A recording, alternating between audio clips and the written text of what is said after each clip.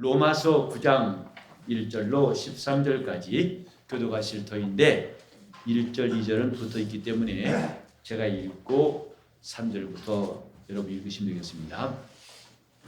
로마서 9장 1절로 13절입니다. 내가 그리스도 안에서 참말을 하고 거짓말을 아니하노라.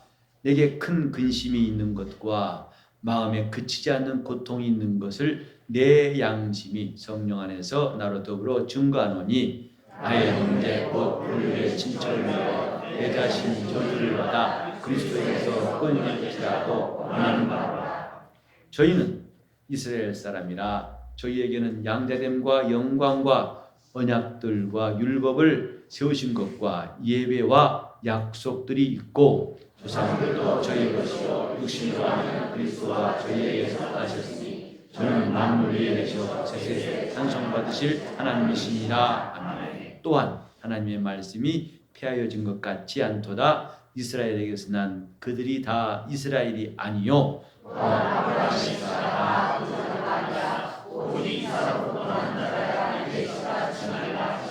곧 육신의 자녀가 하나님의 자녀가 아니라 오직 약속의 자녀가 씨로 여기심을 받느니라. 약속의 말씀은 이것이라. 영원히 때에 내가 이르리니 사라에게 아들이 있으리라 하시니라.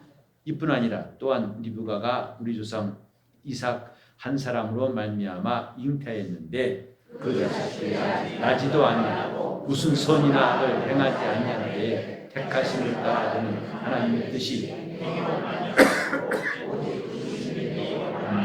서기하사 리브가에게 이르시되 큰 자가 어린 자를 섬기라 하셨나니 야곱은 대선을 위하였다 하심과 같으니라.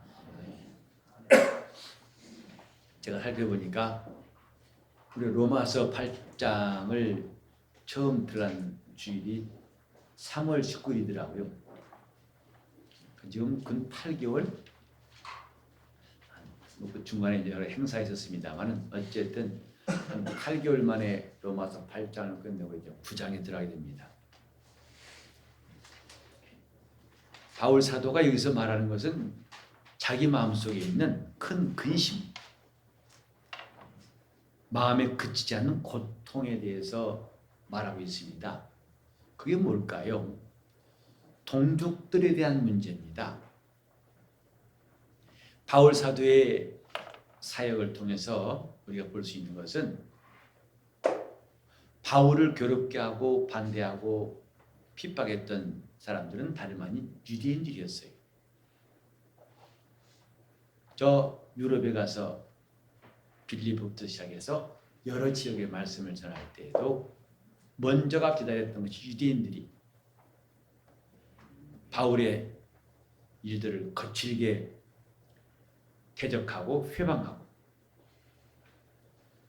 원래 바울의 생각도 이제 주님 만난 다음에 저 아시아 지방에 있는 유대인들을 전도하려고 마음먹었습니다.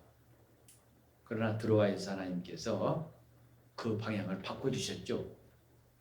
환상 가운데에서 마게도냐 사람들, 유럽 사람들이 우리를 건너와라, 우리를 도우라. 예수의 영이 허락하지 아니하신 거로 그가 그만 아시아로 갈 것을 방향 바꿔가지고 이제 유럽 그쪽으로 복음을 전하기 시작했습니다. 그게 하나님 뜻이었습니다. 나중에 바울은 말하죠. 나는 이방인의 사도가 되었다. 저 바울이 유대인들을 위해서 복음을 전한 사람이라면 나는 할례받지 않았던 이방인들을 위해서 하나님 날 택하셔가지고 복음을 전하게 하셨다고 말합니다. 바울은 하나님의 택하심과 인도하심에 대해서 참 많은 경험을 한 사람이고, 그래서 비록 지금 이방인의 사도이라고 있지만은 동족들에 대한 염려, 저들이 주께로 돌아와서 변화되고 거듭나고 하나님 나라를 위해서 쓰임받기를 사모하는 마음은 늘 있었지만은 이것과 반대로 바울의 사역을 어렵게 만들고 반대하고 괴롭힌 것, 마음이 완악해진 것, 이런 문제에 대해서 늘 안타까워했던 사람이에요. 저러면 안 되는데. 지금 바울이 갖고 있는 고민, 내 동족들을 위함이라. 차라리 내가 동족들을 위해서라면 내가 그리스도에게서 이제 끊겨지고 저주를 받아서 끊겨질지라도 차라리 그 근심에 해답이 있고 이 문제가 해결됐으면 좋겠다 하는 간절한 마음을 1절과 2절에서 3절까지 말씀하고 있습니다. 그러면서 그 동족들을 생각해 보는 거죠. 그들이 누구냐? 대단하다 이겁니다. 왜? 그들은 이제 하나님 앞에서 택하신 사람들이고 그들에게 주어진 이 조건들이 얼마나 많으냐, 매우 훌륭하냐. 이게 보면은 4절 저희는 이스라엘 사람이라, 하나님이 택하신 민족이라, 택하신 이스라엘이고, 또 양자되는 것과 영광과 언약들과 율법을 세우신 것과 예배와 약속들이 있고 조상들도 저희 것이요, 육신으로 하면 그리스도도 저에게서 나셨다. 이런 기가 막힌 조건들, 엄청난 조건들, 자랑으로 말하자면은 이들을 따라갈 수가 없어요. 시작부터 이스라엘이고 하나님이 그들을 인도하시면서 그들에게 하나하나 주신 조건들이라고 하는 것은 정말 자랑해도 아깝지 않은 놀라운 것들입니다. 그런데 그들이 왜 이렇게 빗나가 버리는가? 이제 그 문제가 오늘 읽은 다음 성경에도 계속 9장 내내 나옵니다. 기가 막힌 조건들. 정말 영적으로 본다면은 더할 나위 없이 갖춰진 조건들 임에도 불구하고 저들이 하나님의 말씀을 물리치고 거기서 벗어나려고 하는 일들을 보니까 참으로 안타깝다 이것입니다. 우리는 여기서 깨달아야 할 것이, 여기도 나와 있습니다만, 자, 6절에도 이스라엘에게서 난 그들이 다 이스라엘이 아니요, 또한 아브라함의 씨가 다 그의 자녀가 아니라. 아브라함의 씨라 할지라도 그 중에서 이삭만이, 이삭의 씨라 할지라도 그 중에서 에서는 떨어져 나가고 야곱만이. 이런 일들을 바울이 주목하는 거예요. 하나님이 지금 우리에게 하신 일이 뭔가? 그러니까 저들은 자기들이 이스라엘 자손이라는 것 때문에 그만 하나님의 뜻에 대해서 성실치 못하고 빗겨나가 버리고 있습니다. 나중에 예수님 오셨을 때에도 그들은 예수님의 가르침에 앞질러 가가지고 자기들은 예수님 말씀을 그렇게 귀담아 듣지 않았죠. 그러면서 하는 말들은 우리는 아브라함 자손이다. 진리를 알지니 진리가 너희를 자유케 할 것이다. 아니 우리가 남의 종 된 적이 없는데 무슨 말이냐. 우리가 붙잡힌 사람도 아니고 자유한 사람인데 우리는 아브라함 자손이지 않느냐. 그때 주님 하신 말씀이 있죠. 아브라함 자손이면 아브라함 자손답게 해야 할 것이 아니냐. 아브라함은 내게 이렇게 하지 않았느니라. 벌써 주님이 말씀하신 것과 바리새인들의 길이 이렇게 틀어지고 점점점 사이가 벌어지는 것을 느낄 수 있죠. 왜 그럴까? 오늘은 그것 좀 말씀드리려고 해요. 기가 막힌 영적인 환경. 하나님께서 그 이스라엘이라는 민족을 많은 민족 가운데 택하시고 그들을 통해서 하나님의 뜻을 이루시려고 진행하실 때에 그들에게 율법도 주시고 거룩하게도 하시고 그들에게 놀라운 역사를 베푸시고 인도하시고 하나님이 그 전쟁에 함께 하셔서 다 이기게 하시고 놀라운 일들의 연속 아닙니까? 근데 어느 순간 탈선한 것처럼 더 이상 하나님이 인도하신 길과는 달리 빗나가고 어긋나서 결국은 하나님께서 싫어하신 일들을 하게 된 사람이 됐다 이 말이에요.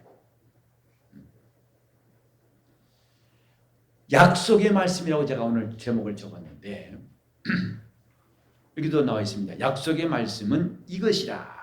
명년 이때에 내가 이르리니 사라에게 아들이 있으리라. 이 약속의 말씀, 이건 아브라함에게 하신 약속이죠. 근데 하나님의 역사는 아브라함에게만 이렇게 하신 게 아니라 모든 세대의 약속의 말씀으로 자기 일을 진행하신 겁니다.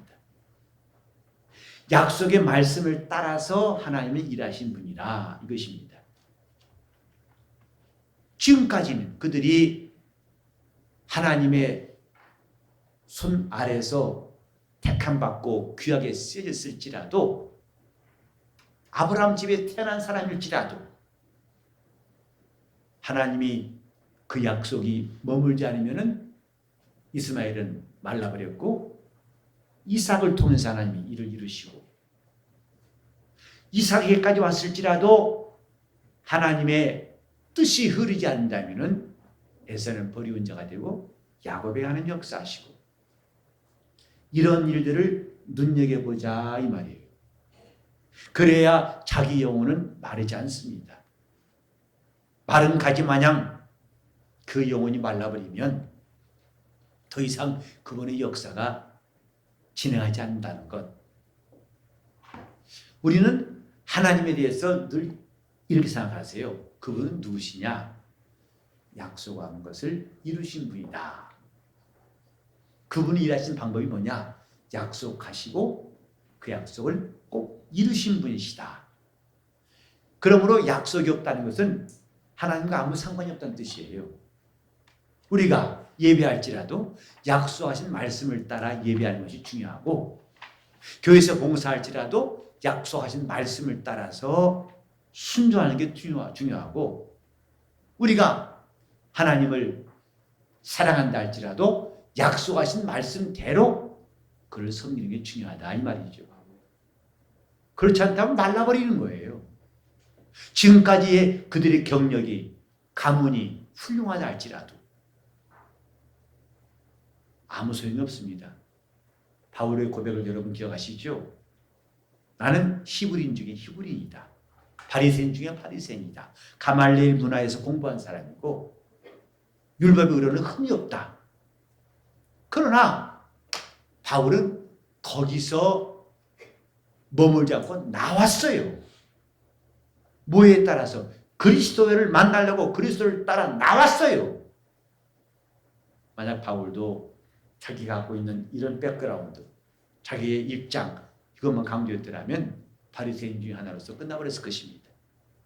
그러나 바울은 그런 것에 매이지 않고 하나님이 자기를 부르신 것을 깨달았고 하나님 자기를 인도하심을 깨달아서 그를 따라 나와 다메섹 도상에서 예수를 만나가지고 이제 그의 종이 되었다고 고백하고 있습니다. 우리는 지금 하나님의 약속, 그 약속을 누가 끝까지 붙들고 가느냐 이것을 말씀드리는 것입니다. 신앙생활이 마르지 않고 영적인 부요가 지속되는 방법, 그건 약속의 말씀이 있습니다.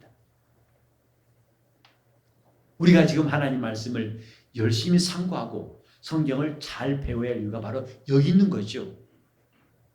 오늘날 여러분 기독교회가 이제 침체되었다, 쇠퇴한다, 교회가 많이 문 닫는다는 말 들으신 지 오래됐을 것입니다.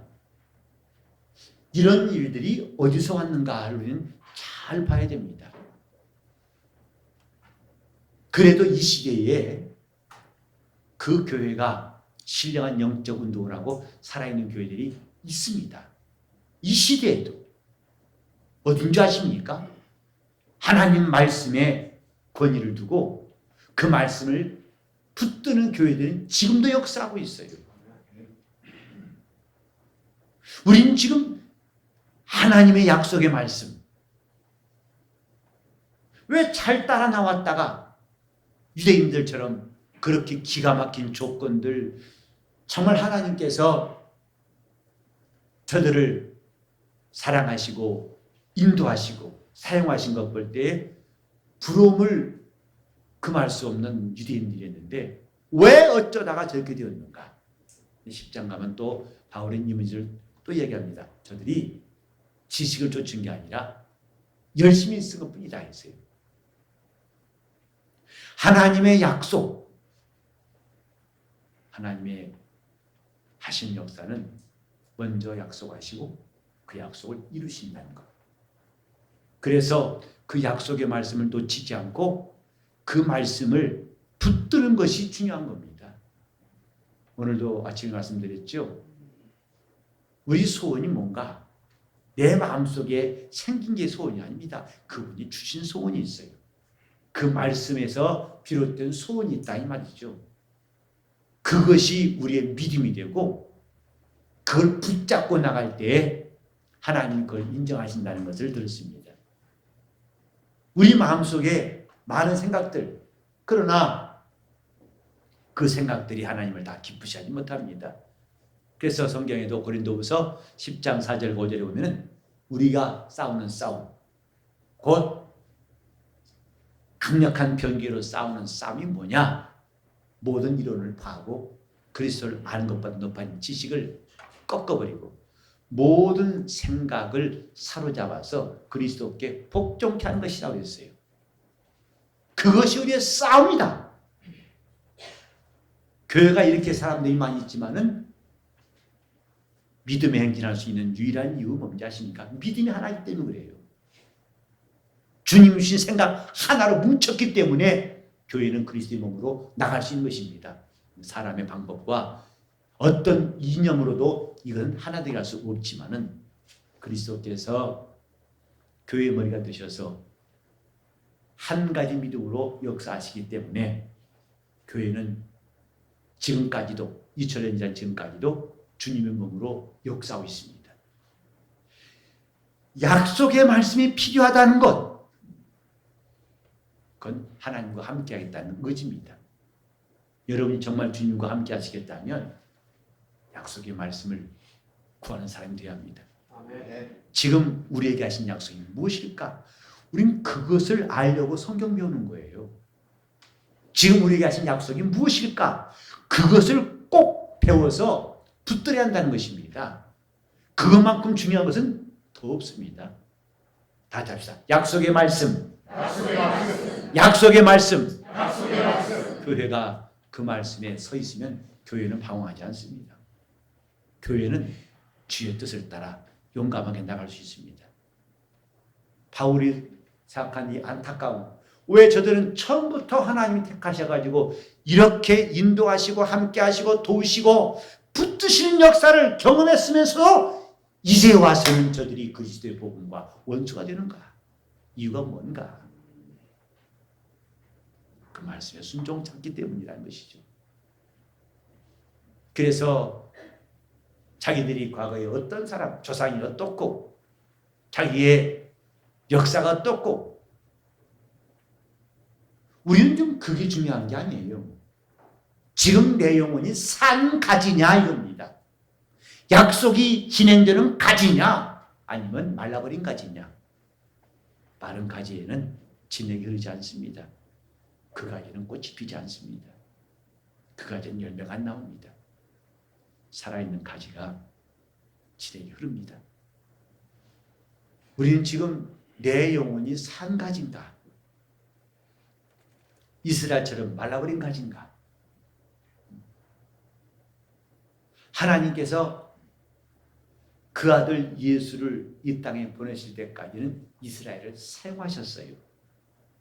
그러나 예수의 복음이 전파되는 일은 그들이 아니라 이제는 복음을 온 천하에 모든 사람들이 들을 수 있게 한 데는 하나님께서 수많은 유대인이 아닌 수많은 주의 종들이 계속해서 나와가지고 역사하게 했습니다. 그래서 처음에 예수의 복음이 전파될 때에 고넬료라는 사람이 이방 사람이에요. 근데 그가 복음을 들었다는 데 대해서 예루살렘 교회는 충격에 빠졌습니다. 어떻게? 아니요. 어떻게 이방인에게 복음이? 어떻게 예수 이름 믿고 구원받는 일에 저런 부정한 이방인들에게 기회가 주어지는가? 정말 납득할 수 없었습니다. 그러나 베드로에 의해서 이는 하나님이 하신 일이라는 것을 알고서 그럼 하나님도 길ges셨구나 하고 순종한 것이죠. 여러분, 지금 우리는 이제 하나님이 계획하신 뜻을 본다면 저 구약 때 성전을 짓고서 그 성전이신 예수가 오실 때까지 이스라엘이 행진했고 그 다음에 그리스도 복음이 전파된 다음부터는 이스라엘이 아니고 성도들이 행진한다는 거 아십니까? 다시 말해서 구약 때에는 이스라엘이 하나님의 관심사였어요. 그러나 이제는 예수 믿고 성령에 감동된 성도들이 하나님의 관심사예요. 전혀 이스라엘과는 관계없던. 그래서 주님 오실 때까지 기껏해야 유대인 가운데는 14만 4천 명 정도밖에 구원받지 못할 것이나 그동안에 이방인은 수를 셀 수 없는 무수한 사람들이 힘을 믿고 주 앞에 나갈 것이라고 성경에 말하고 있습니다. 왜 그들이 말랐는가? 우리 오늘 그 교훈을 알자는 거예요. 그렇게 그들이 뻑적지근한 경력이 있고 대단한 조건들을 갖췄는데 왜 말라버렸는가? 사실은요, 이스라엘만 말라버린 게 아닙니다. 하나님이 쓰셨던 사람들도 그들이 더 이상 약속의 말씀을 붙들지 않으면 그들도 말라진다는 것은 교회의 역사가 증명하고 있어요. 신앙의 줄기가, 물줄기가 마르지 않도록 오늘 저와 여러분이 주님 앞에서 회개하고 은혜를 사모할 이유가 뭔지 아십니까? 내 영혼 마르지 않도록, 내 영혼 마르지 않도록. 그래서 수십 년 동안 예수 믿는 게 무슨 소용인가?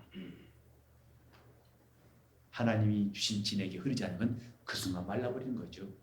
자, 다시 한번. 내 영혼 마르지 않도록. 내 영혼 마르지 않도록. 내 영혼 마르지 않도록. 내 영혼 마르지 않도록. 어느새 말라가는 자기 영혼을 깨닫고 우리는 바로 돌이킬 수 있는 사람이 되어야 합니다. 아멘.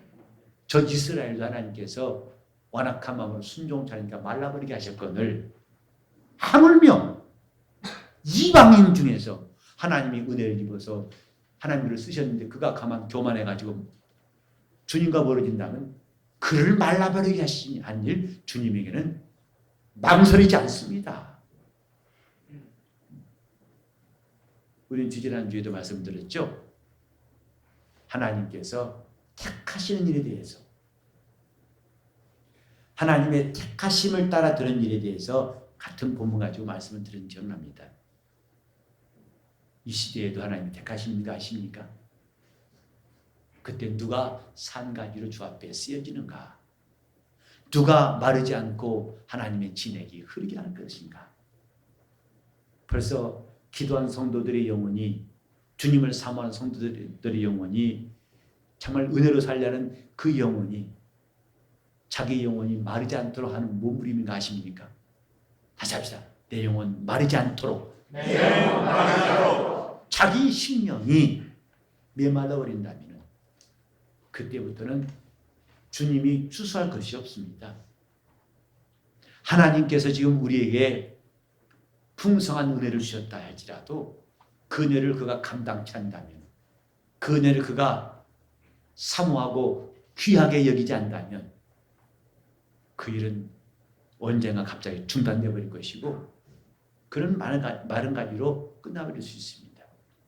여기 약속의 말씀에 관하여는 아니 아브라함에게 하나님 약속하셨으면 그러면 그 이야 자동으로 될 텐데 아니요. 아브라함 씨 가운데에서도 육신으로 난 이스마엘은 하나님이 아니다 하신 거예요. 약속을 따라 난 이삭만 내시라 하신 것입니다. 이삭의 자손 가운데에서도 이삭이 하나님의 씨로 택함 받았으니까 그러면 자동으로 에서와 야곱을 아니 하나님이 에서는 미워하시고 야곱은 사랑하신다 했어요. 하나님의 관심은 마르지 않은 사람에게 있습니다. 영적 생활은 자동이라는 게 없어요. 저절로. 그러니까 육신으로 하면 자기들이 당연히 하나님의 백성이고 훌륭한 바리새인이고 할지라도 하나님 거기서 일꾼 찾아내셨습니다. 예수님이 12를 부르실 때 바리새인이 단 한 명도 없어요. 아십니까? 나중에 부활하신 주님이 유일하게 추가로 부른 사도가 바울일 뿐이죠. 12 가운데에서는 바리새인이 한 명도 없습니다. 적어도 사람들이 보는 기준과 주님 보시는 기준은 다르죠. 하나님의 기준은 저가 약속의 말씀을 붙들고 그 말씀을 사모하고 그 말씀을 따라 살려고 하고 그 말씀을 앞세우고 그 말씀과 자기 영혼이 밀착되게 그 말씀을 떠나지 않은 사람인가? 복 있는 사람, 시냇가에 심긴 나무처럼 복 있는 사람인가? 거기에 있습니다. 정말 저는 오늘 이 말씀을 몇 번이나 강조하고 싶어요. 마르지 말자. 내 영혼이 메마른 가지가 되지 말자. 내 영혼이 메말라버리면 그 다음부터는 하나님의 일을 맡기시지도 않고 아무 쓸모없는 사람으로 될 수가 있습니다. 그래서 약속의 말씀 곧 이것이라. 이스마엘은 약속 없이 나온 사람이죠. 사라가 국립 끝에 아브라함 자식이 없으니까 그 안에 하가를 줘서 저에게 들어가서 아이를 내 자손을 낳아라. 그럼 사람의 뜻을 따라. 그러나 이삭은 하나님이 약속을 따라 난 약속의 자녀예요. 육신의 자녀가 아니라 약속의 자녀예요. 하나님께서 이것을 강조하신 이유가 뭘까? 약속이 있다는 것은 곧 하나님의 뜻이 있다 이 말이에요. 하나님의 약속의 자녀, 하나님의 뜻으로 난 자녀. 그 요한복음 1장 12절 이런 말씀이 있죠. 영접하는 자, 곧 그 이름을 믿는 자들에게는 하나님의 자녀가 되는 권세를 주셨으니 이는 혈통으로나 육정으로나 사람의 뜻으로 나지 아니하고 오직 하나님께로서 난 자들이니라 그 말씀이었어요. 하나님의 관심은 이런 인간의 육신을 따라 난 자에게 있는 것이 아니라 하나님께로서 난 자에 관심이 있다 이 말이죠. 우리 교회는 이런 신령한 물줄기가 항상 흐르고 이 물줄기가 마르지 않길 바랍니다. 저는 교회를 기도할 때마다 이 강단이 마르지 않게 해달라는 기도. 주여 이 강단이 살아있게 하시고 이 강단이 마르지 않게 하소서. 제가 이 강단에서 일할 때뿐만 아니라 제 다음 사람 일할 때도 마찬가지로 우리 교회 강단이 마르지 않게 하소서. 이 강단이 살아있게 하사 살아계신 하나님 말씀이 선포되게 하시고 이 강단이 영적으로 메말라서 이제는 바람 소리가 나오고 사람의 말이 난무하는 그런 강단이 되지 않도록 하나님 앞에 기도하는 것을 내가 쉬지 않습니다. 우리는 어떻게 하면은 내 영혼이 마르지 않을까? 하나님의 생명수가 강물처럼 흐르는가? 우리 교회의 이름을 지은 것도 그 배에서 생수의 강이 그 배에서 생수가 흘러날 것이다. 이것이 우리 교회가 가진 꿈이요. 우린 이런 교회가 되고자 하는 소원이 저뿐만 아니라 여러분 모두에게 있으면 좋겠습니다. 교회 이름만 근사한 게 아니라 맞다 그 배에서 생수의 강이, 그래서 영원히 목마르지 않는 그 생수의 강이 흘러나는 교회. 이는 약속의 말씀이 있는 교회를 말하는 거예요. 우리가 지금 하나님 앞에서 무엇을 사모할 것인가? 약속의 말씀이 내게 있고 그 말씀대로 이루어지게 하소서. 우리가 예배할 때에도 그 말씀을, 약속의 말씀을 의지하고 그 말씀 앞에서 회개하고 하나님께 순종한 예배를 드린다면 우리는 과연 신령한 영적 예배를 드릴 것입니다. 여러분, 메마른 사람들, 메마르신 영들이 가득한 이때 우리 영혼은 하나님의 진행에 흐를 수 있도록 합시다. 아멘. 영적인 일은 참 신기해서 그분과 가까이 있으면 살고 그분과 멀어지면 말라버립니다. 예수 말씀하셨죠. 나는 포도나무요 너희는 가지다. 나를 떠나버리면 내가 절로 말하지만 사람들이 모아 다 불살라버린다. 그러나 내게 붙어있어 진에게 흘러서 과실을 맺는 가지는 내 아버지가 더 많은 과실을 맺게 하여 깨끗게 하신다 하고 말씀했습니다. 내 영혼 마르지 않기 위해서 우리는 다짐하고 결심했으면 좋겠습니다.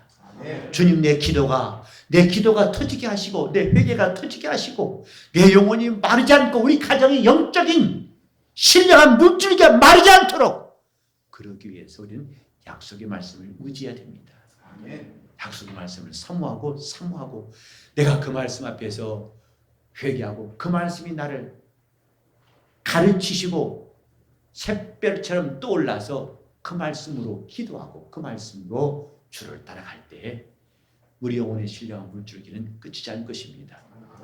오늘 우리 모두가 이 약속의 말씀에 대해서 사모하길 예수 이름으로 축원합니다. 아멘. 약속의 말씀을 꼭 붙들 수 있기를 예수 이름으로 축원합니다. 아멘. 그래서 아버지 때까지도 훌륭한 신앙이었다면 그 아들 때도 아니 손자 때도 계속 사람들이 세운 세습이 아니라 하나님이 계속 신령한 물줄기를 이어가는 가정들, 이게 복 있는 가정이에요.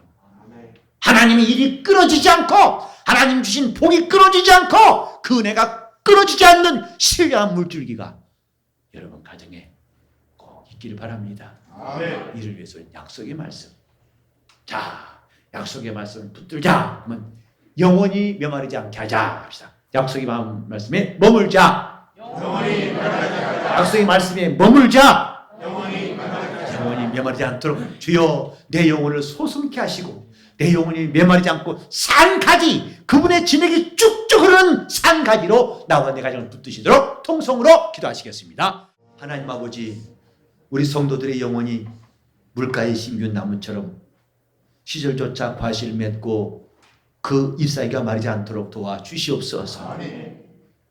세상에서도 마른 가지는 쓸모가 없어 불태워버리는 것처럼 하나님 앞에서도 마른 가지 같은 영혼들이 소망이 없음을 우리가 잘 깨닫고 이제부터 우리 영혼이 신령한 하나님의 사람, 하나님의 진에 흐르는 산 가지로 쓰여지게 도와 주시옵시고 이를 위하여 우리는 약속의 말씀을 붙들게 싸우니 도와 주시옵소서.